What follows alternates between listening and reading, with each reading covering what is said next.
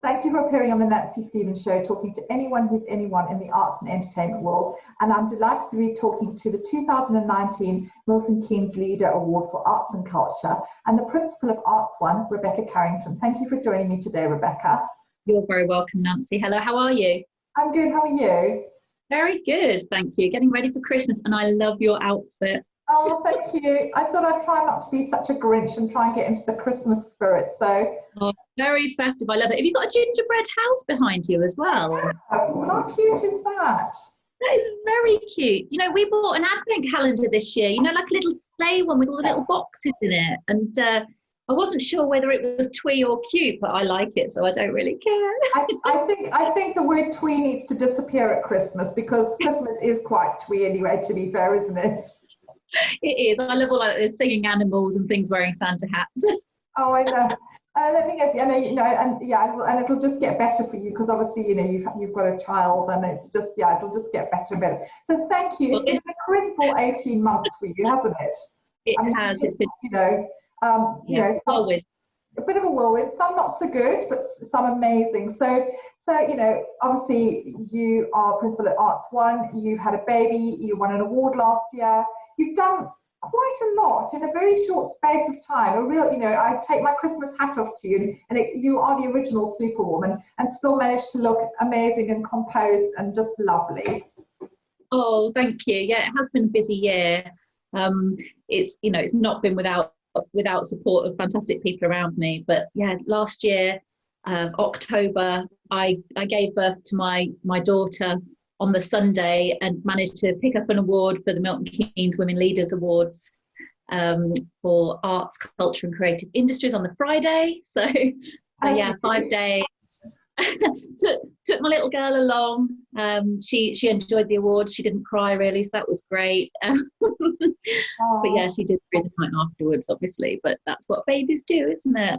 But yes, so that was last October, and then obviously we went into 2020, parenting in the pandemic, and I would like to give credit and hats off to anybody who is parenting in the pandemic, particularly those with newborns. I mean, we were quite lucky. We kind of gave birth before lockdown, and that meant that we had that bit of time. But I know it's been really hard for so many parents, and particularly those with toddlers and older children who have, you know, parents teaching from home. And yeah, great. Wow. I mean, you know what I've is a lot easier, because I was on maternity leave for some of that. Obviously March hits and things got a bit strange for everybody in their businesses and in their kind of personal lives with coronavirus. And we've had to adapt quite significantly, because obviously Arts1 is a theatre school. Everything that we do is face to face. It's all about kind of people and being there in the room. And so we've had to adapt to moving our entire school, really, our entire training onto Zoom, and you know, other platforms that meant that we could kind of keep that continuity for our students. We've changed and adapted things that have gone on behind the scenes. But I have to give huge credit and thanks to the Arts1 team, because whilst you say I'm a superwoman, I mean, I've been involved in the decision making, but they've driven it forward. We've got a fantastic team of teachers and management team. So, you know, nobody ever does anything on their own, and I'm just proud and privileged to lead them. So yeah, thank you Arts1 team, you're fab. I mean, Arts1 is such an extraordinary success story, and next year I know you celebrate 15 years of being, in my opinion, and I'm slightly biased, but I know that my opinion is shared by a lot of other people, you know, the best performing arts school, you know, certainly in the surrounding areas, absolutely. And for me on a personal level, changed my son's life. And this is what I think Arts1's speciality is, is your pastoral care, the fact that you really love and care for your pupils and your students.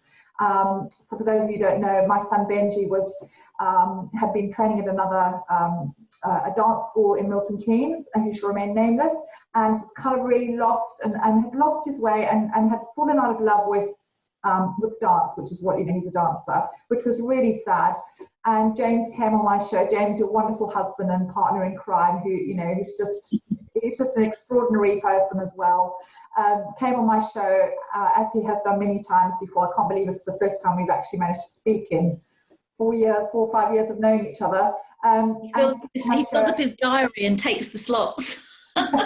Yes, I'm I'm going. It's my turn. Yeah, yes, it's your turn. It certainly is your turn.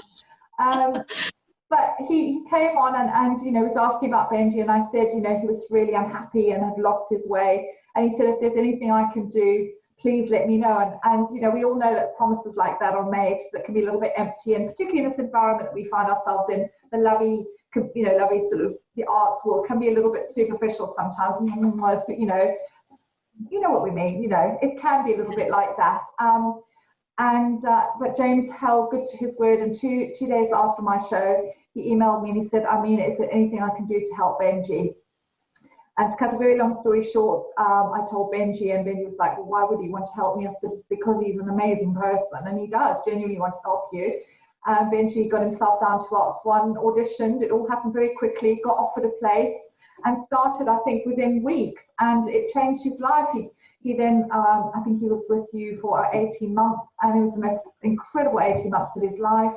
And he was nurtured, and he grew, and he blossomed, and you prepared him so well for audition. And he went every performing arts school he went to, he was offered a place, which again, your success rate for this is extraordinary. And he accepted a place at Addict in Leicester, where he's dancing, so he's gone into year 2. But he's changed his life, and I know he's one of many success stories. This is something Arts1 have done, for the last 15 years, and will continue to do so. And really good news this week from another star pupil. Do you want to tell us a little bit about that? Because that's super exciting.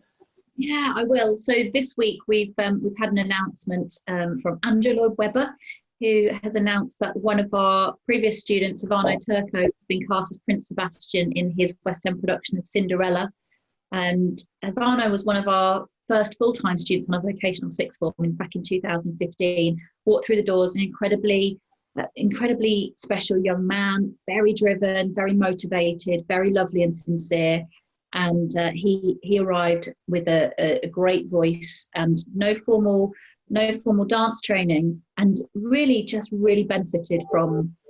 He really engaged in the process. Essentially, he went on to achieve a scholarship place at Erdang, where he's been for 3 years, and he's just graduated from Erdang and secured this part in Cinderella, which is absolutely amazing. So there's quite a lot of press going on around that at the moment, but all credit to Ivano. He's a lovely, genuine, driven, hardworking young man.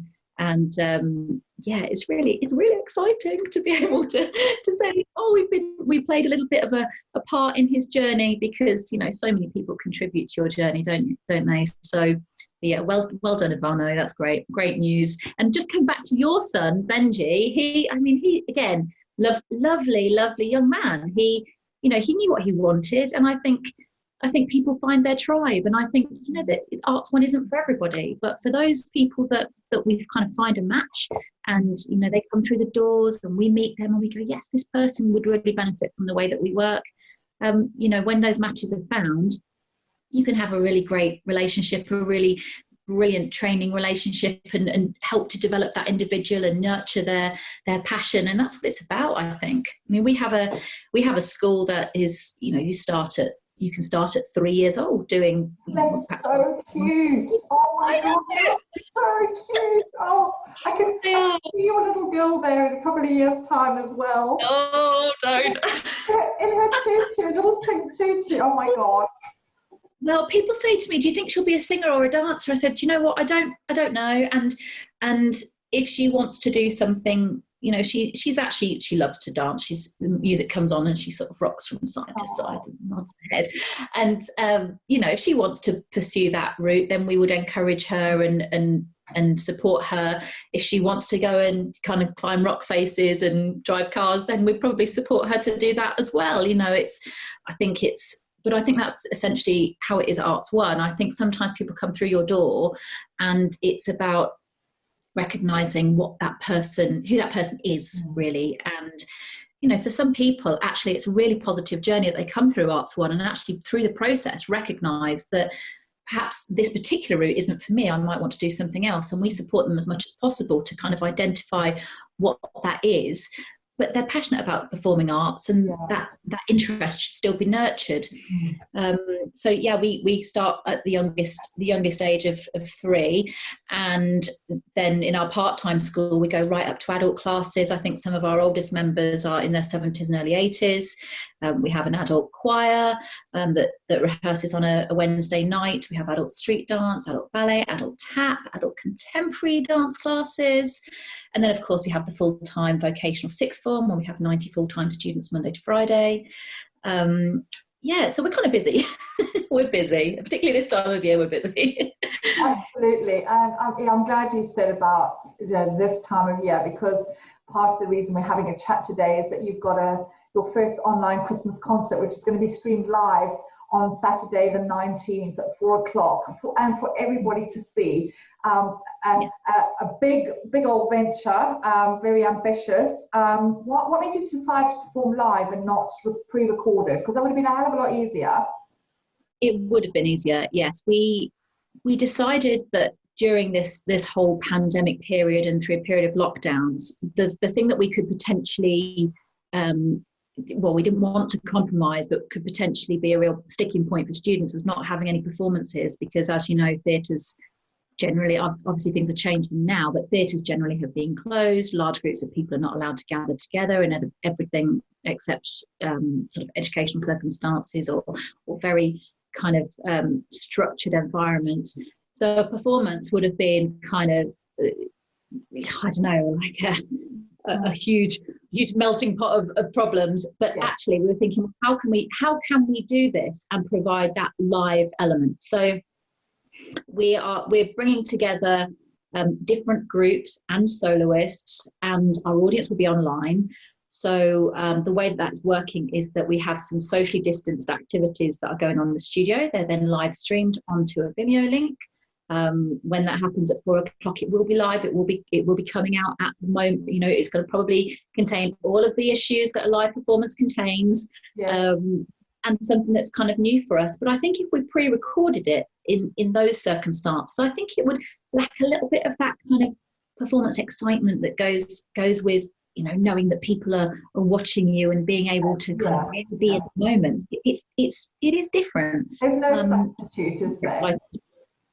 Pardon, what was that? So there's no substitute for being live, is there? None at all. No, I mean, that magic of having that audience in front of you and being able to kind of feel that response is something that obviously we haven't got right now. But I think this is the closest that we can get. So we've got a number of soloists, and we also have, as I said, some class groups, and those class groups are in small pods. They're all coming through the building at different times. So they sort of arrive to do their performance, and they're kept in a separate room, and then they're kind of but walk through our building, filmed in our studio, and then they'll leave by a separate door, and then our next group will be released whilst the soloist is taking part, and then they're all kept in different groups and masked in certain areas. So, I mean, we love a challenge. We really do love a challenge. This is organised with military precision, isn't it? I mean, it has to be literally down to the wire, doesn't it? There's no room for error. Even probably even more so now, because it's not actually in person as well, because of the technical issues that you might face. Yeah, there's a live vision mix going on as it's streamed. We've got live vision mixing going on, so in terms of how that's all working, and also live sound mixing going on as well. So that we're hoping that the quality of that will be very strong. And I think we're always learning through the process. Everyone's learning at the moment, but we keep trying to adapt. We keep trying to add, you know, different bits of technology, you know, trying a different approach, different microphones, different sound setups, different lighting setups, different cameras. And we have been, we were lucky enough to be able to invest through some of the relief that has been given through the coronavirus pandemic. We invested that in adapting, exactly what that money is for, investing in adapting our processes and our procedures to what we need it for now. Because I don't know about you, but I think some of this is going to be going on quite a long time. Yeah. And it's important that we can kind of get as close to that special experience and maintain continuity for the students, because that is top priority. Absolutely. I think everyone has ended up being incredibly resourceful, way more than they could have ever dreamed. I mean, I would not describe myself as vaguely technical. My children were annoyed when I mentioned I was going to have an Instagram account, and like, "Mummy, don't want you on Instagram," probably because I'm going to embarrass them, which I've managed to do successfully. But you've not done your job as a parent unless you've embarrassed your children. So hey, they've succeeded.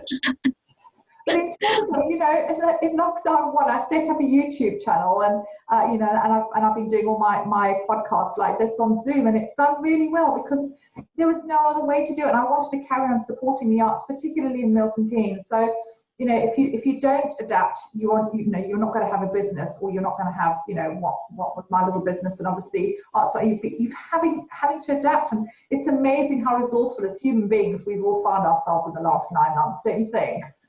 I think it's incredible, actually, because if you think about some of the doors that have actually opened obviously it's not been a good time, but there's some of the doors that have opened in terms of access. So, we've got a student from Italy at the moment who attends regularly every week for a class online, like everybody else. Yeah. So being able to have that, that interface in a different way has enabled your audience to change. So, our students have got access now to, or everybody has access to, a ballet class with Tamara Rojo, or,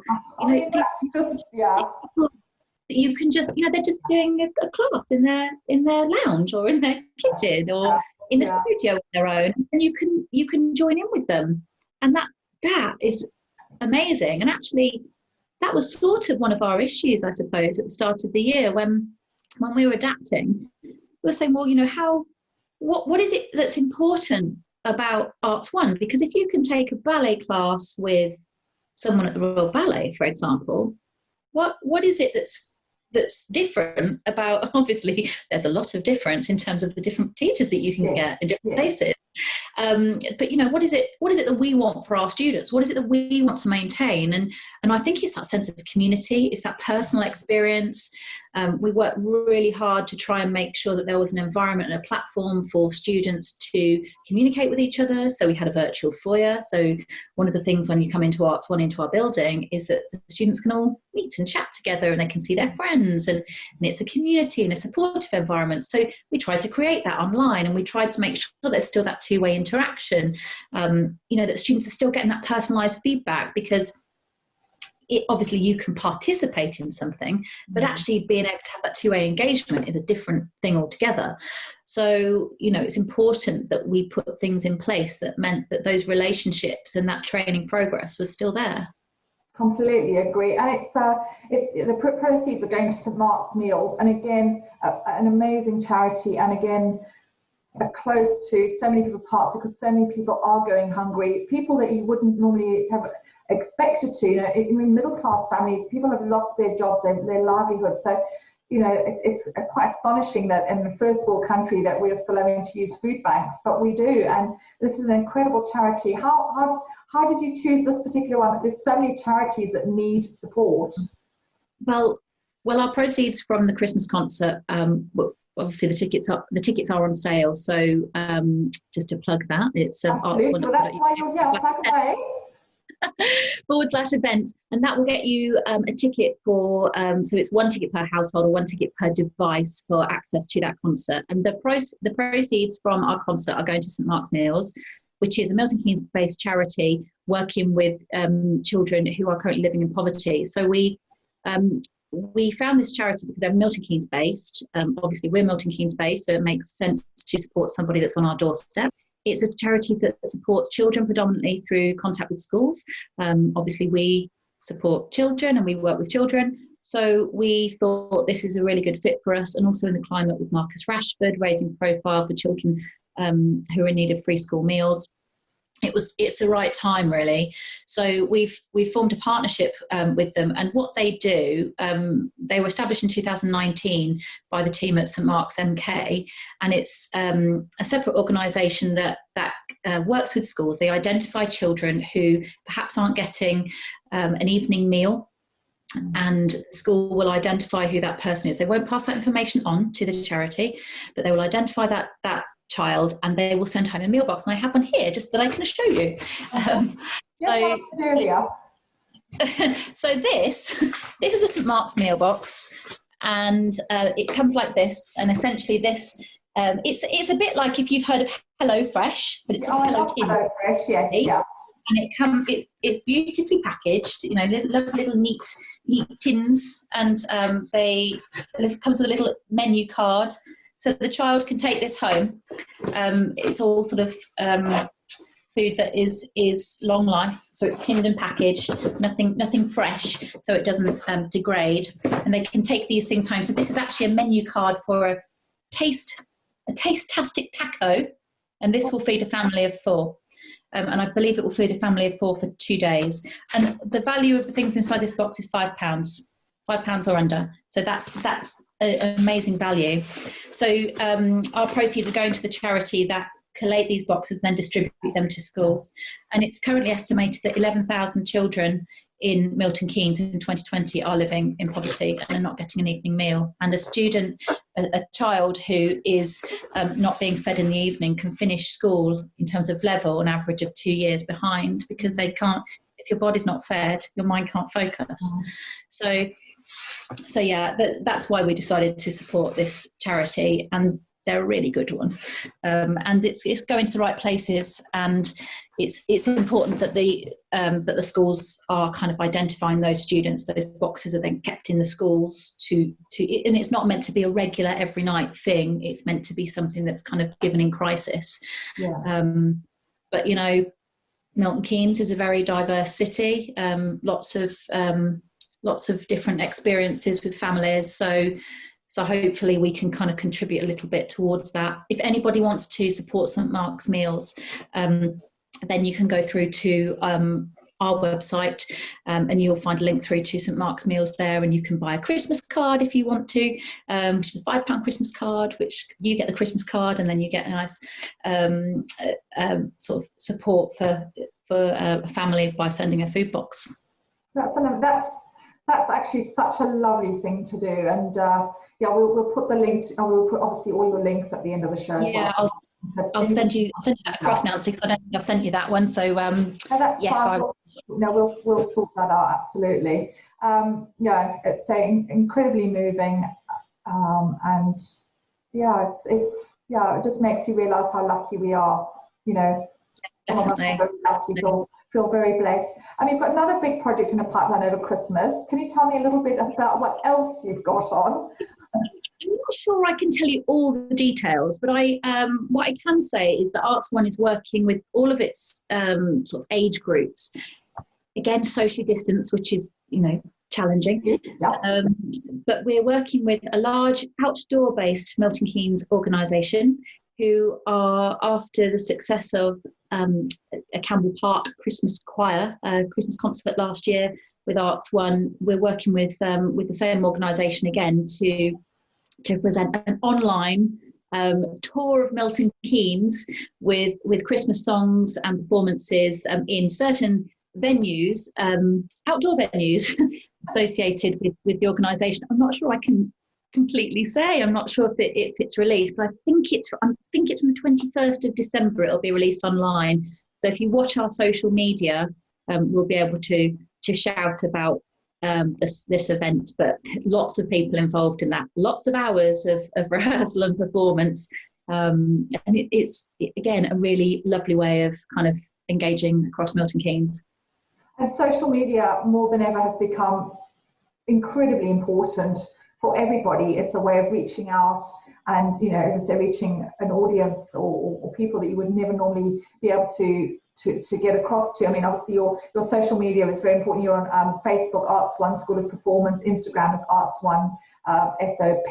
Twitter is the same, Arts1 SOP. But we will put all this at the end of the interview as well, so you can follow.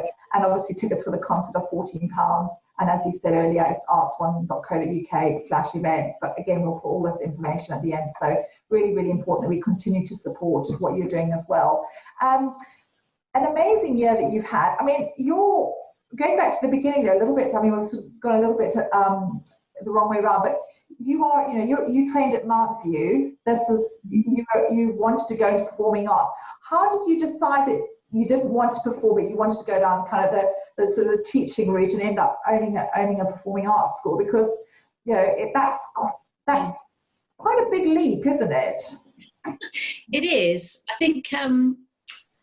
Well, my sort of childhood background was in dance, actually. I attended a school over in Wellingborough called Kilburn School of Dancing, which is still running, and it's an amazing dance school. And that's where I did my childhood dance training. I then went on to university and then to do a postgraduate at Mount View, where I met James, actually, who's as you mentioned, my partner in crime, my husband and Arts1 creative director. And I had always, through my dance background, had sort of worked with younger students, classroom assisting, doing a little bit of guest teaching when I graduated, and I did perform for a short while. I did some kind of community tours. I went and performed on Queen Victoria for a year, the Cunard ship, where I was one of the theatre singers there, which was a fantastic experience. I was a singer at Thirst for Christmas Spectacular, where I was fortunate to be able to do the lead number, the opening number of the show, as a soloist, which was, so I used to sort of still do a little bit of singing, but I was in a couple of bands. So yeah, my performing kind of merged together, but alongside this, I worked in colleges, and I ended up sort of just as a guest teacher, as a performer, coming in and teaching what you do every day. And through that, I then, I ended up doing a little bit of screen teaching, because I'd done some short films as well. Anyway, it all sort of merged together, and I was able to do a PGCE part-time in post-16 education at the same time as starting Arts1, at the same time as doing some part-time, it all kind of, it's all a bit of a mesh. But what I realised that I really enjoyed, whilst I had a real passion for theatre, but really for people, and seeing people develop, and people that shared my passion. And I think James is the same. He's passionate about developing people and recognising potential, nurturing the goals of the individual. And so Arts1 kind of grew from one night a week in Newport Pagnell, where we had 32 students on our first day, to now over 500 students in our own premises in Linford Wood East. Yeah, my dad's in business as well. He was always sort of quite positive about me, running my own business, and was always very encouraging, and sort of guided me through some of the steps that I need in terms of formalising, some of that knowledge. And I think you kind of always continue to learn, read, develop, listen to people, seek advice, seek counsel. So yeah, that's Arts1 has evolved. It's certainly not something that's happened overnight. It's happened through having an amazing team, an incredible team of people, and I think we find just unique staff who they just feel Arts1, and they champion the goal, and they share that same mission, I think, to nurture the individual through performing arts. And through theatre, through dance, through acting, through singing, through music. And it's lovely to see if somebody, it doesn't matter if somebody wants to do this professionally, or if they just have a really strong passion to do it. It's just lovely to get that buzz out of it, and just be the best you can be, and express as much as you want to through whatever your art form is. that's how Arts1 came to be. Arts1 is a people business. I think it's a people school, and it's an environment where people can develop their skills in the arts. And it's an extraordinary success story born out of incredible hard work. I mean, you've got online opening days starting in January as well. So again, it just the new generation of talent are going to be coming through as well. So that's exciting. So we can find out a bit more about that on the website as well, can't we? Yes, if you go onto our website and go onto our classes section, you'll see that there are online open days, both for our part-time school, if you're looking to do something in the evening and weekends, or if you want to find out a bit more about our vocational sixth form, there are online open days for our sixth form as well. And we're doing online auditions this year for sixth form. We don't audition for our part-time school, but we do audition for our sixth form. And we audition for the right people. I won't say the right people, rather than we're not looking for people who can kick their legs up around their ears, do triple pirouettes, and belt out the skies, and read Shakespeare, the full works of Shakespeare off by heart. We're looking for people who are a match for us and who want to be with us and who feel that is somewhere that they can develop and benefit from our training. And people that we want to work with every day. That's it, really. We want nice people. There are more than lovely, and it's an extraordinary environment, and you can just feel it when you walk in there. There's just something very special about it. It is, as I say, I feel very privileged I still feel I'm part of the Arts1 family. My sister cleans for you. Benji comes back to teach. I mean, we're never going to leave, are we? You're stuck with us. I joke about it. I sort of say to people, nobody ever leaves. No. And I think the thing is, we because obviously we have grown quite significantly over the years. But one thing that we've really tried to hold on to is trying to hold on to that person element as much as possible. We want to know who our people are. We want to know them. We want to know. I'm not talking about knowing their personal business, but we want to kind of really form proper and genuine relationships with people, because we want them to feel that they belong in our environment and that they are welcome there. And I think once you sort of come through our environment and hopefully you do feel that you belong there, and you're always welcome. Yeah, you never want to leave. No, you absolutely don't. So as I say, social media links will be posted afterwards. It's an extraordinary 15 months for you. You've been yourself and Arts1 are living proof that you can make it a success story out of what is potentially a really, really bad situation. And the arts has suffered greatly, but I think it's literally, if I take my Christmas hat off to you, as I say, and to Arts1 for what you have done in the past and what you continue to do is it just blows my mind. So I personally like to thank you. For everything you've done for Benji, but also the things that you continue to do for people, students in Milton Keynes. It's amazing. So Rebecca Carrington, thank you so much. It's been an absolute joy. Thank you for appearing on the Nancy Stevens Show, talking to anyone who's anyone in the arts and entertainment world. And as I say, Rebecca Carrington, superstar, superwoman, with the original Superwoman. And you can catch my show on all major platforms. Thank you so much, and have a lovely Christmas. Merry Christmas to you too, and to everybody that's watching. Thank you, Rebecca. Thank you. Thank you.